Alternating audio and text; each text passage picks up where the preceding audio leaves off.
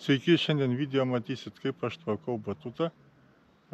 Dedu apsaugą po apačia nuo žulių, nes per tuos metus tikrai vargina tas dalykas, kai reikia iš po apačios išravėti žolės arba nupjauti. Vamzdžių remontas, nes laikui bėgant vamzdžiai išsilaužo. Ir pakeisim kai kuriuos iš komponentus, nes irgi palydavom per žiemą, tai šitie dalykai susinešioja. Ir šį kartą reikės juos kiekvienais metais nusiminėti ir išsiardyti.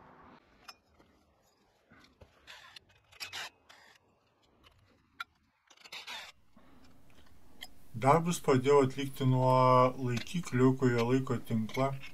Nuėmiau tiek sulūžusias, tiek sveikas dalis, dėl to, kad sveikos likusios stojkės laikikliai, jie taipogi laikui bėgant lūš, nes jų yra silpnoji vieta ties varžtais.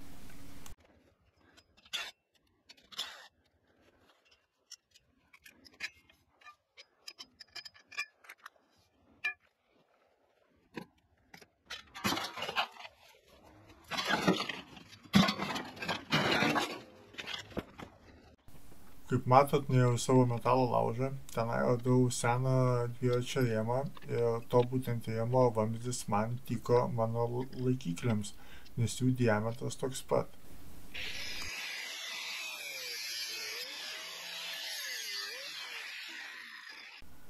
Aš tą vamzdį susipjaušiau gabaliukais maždaug po 20 cm ir juos perpjau dar kartą per pusę, dėl to, kad užtenka privyjanti iš vienos pusės, kad būtų sutvirtinta laikiklio konstrukcija.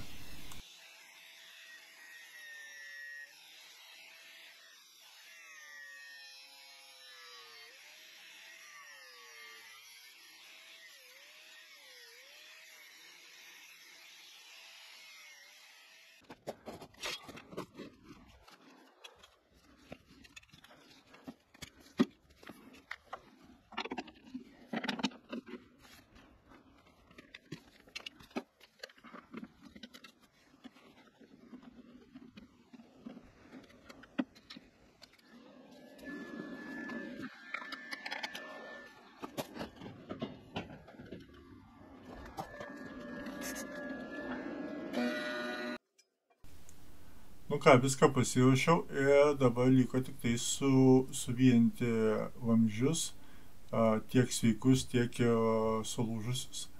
Tai tiesiog panaudoju reples, kad užlaikyti tą per pusę perpjautą vamzdelį ir tada kempo pagalba juos prisitvirtinu ir po to jau suvienu pilnai tam, kad būtų viskas padaryta tvirtai.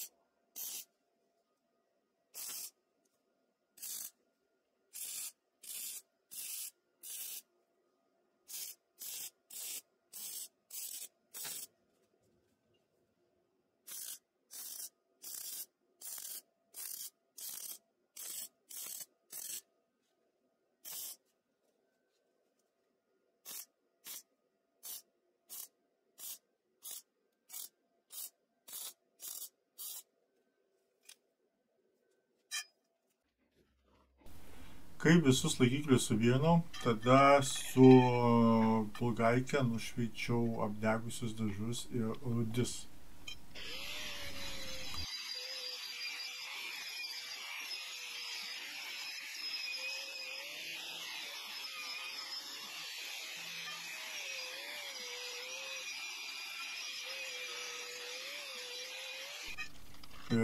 Be abejo, juos apipurškiau tiesiog acetoniniais purškiamais dažais, kad neatrodytų taip baisiai, kaip matėt prieš tai tvarkytą laikiklį pernai.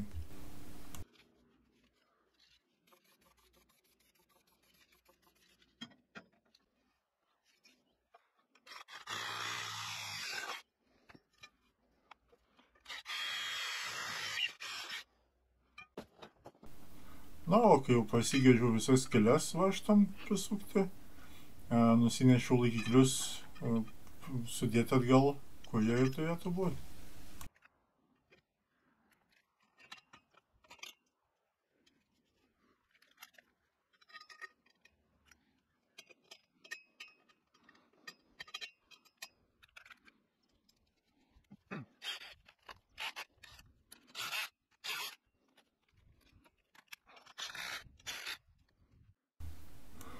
Atsinešiau trimmerį tam, kad nupjauti žolės vidui tiek ir aplinkui, nes planuoju vidų išdengti plėvelę.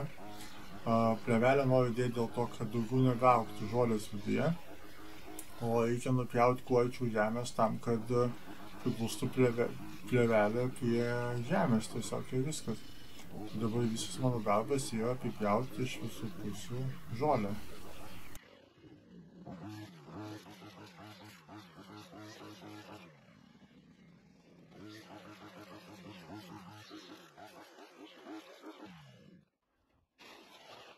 Plėvelę nėra būtina naudoti naują, aš naudoju tokią, kokią radau pas save. Tik tiek, kad pas mane yra didžiulis lapas, tai ją tiesiog perlenksiu per pusę ir tuo pat metu užsidengs skylės, kurios yra ganėtinai didžiulės. Ir viskas, ją tempsiu į batuto centrą ir aplyginsiu gražiai. Ir paremsiu akmenim, kad vėjas nenupūstų. O ir karštai užlenksiu į vidinę pusę, kad galėčiau po to ramiai gražiai savo apsipjauti žolę, kad nebūtų taip, kad man jinai trukdys.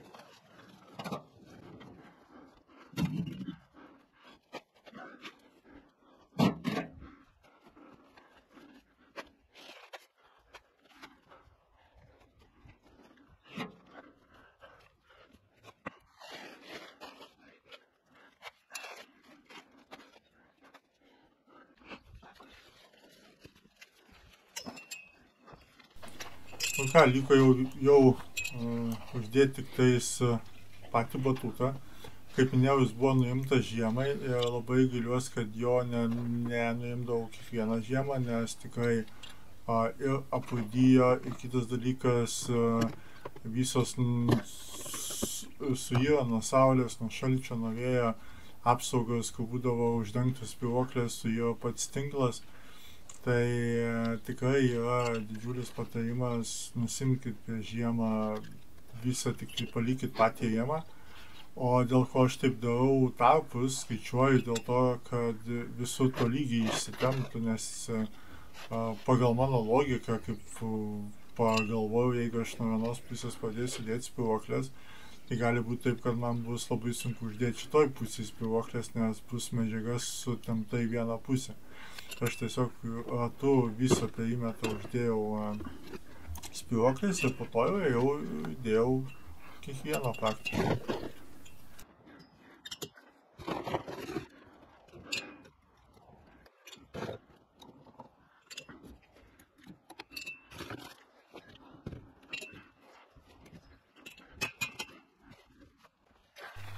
Kaip matot video, dabar dedu aš spyruoklio apsaugas, po to dėsiu tinklą Tai dėl ko sakau, verta pasisaugoti, dėl to, kad šitie dalykai nėra pigus.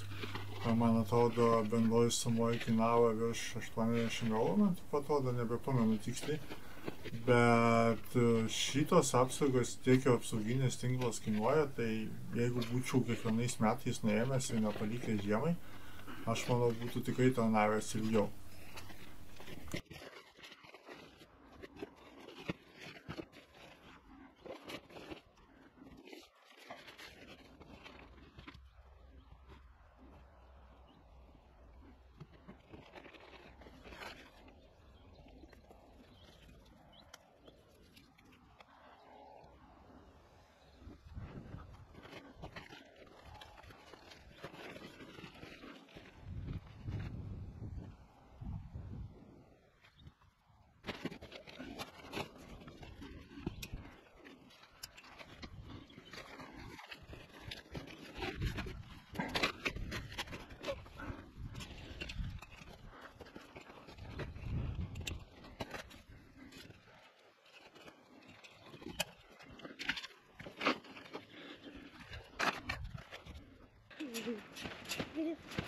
Jau vaikai mano išdykauja ir jeigu pažiūrėt video iki pačio galo, prenumeruokit mūsų kanalą ir paspauskit laiką.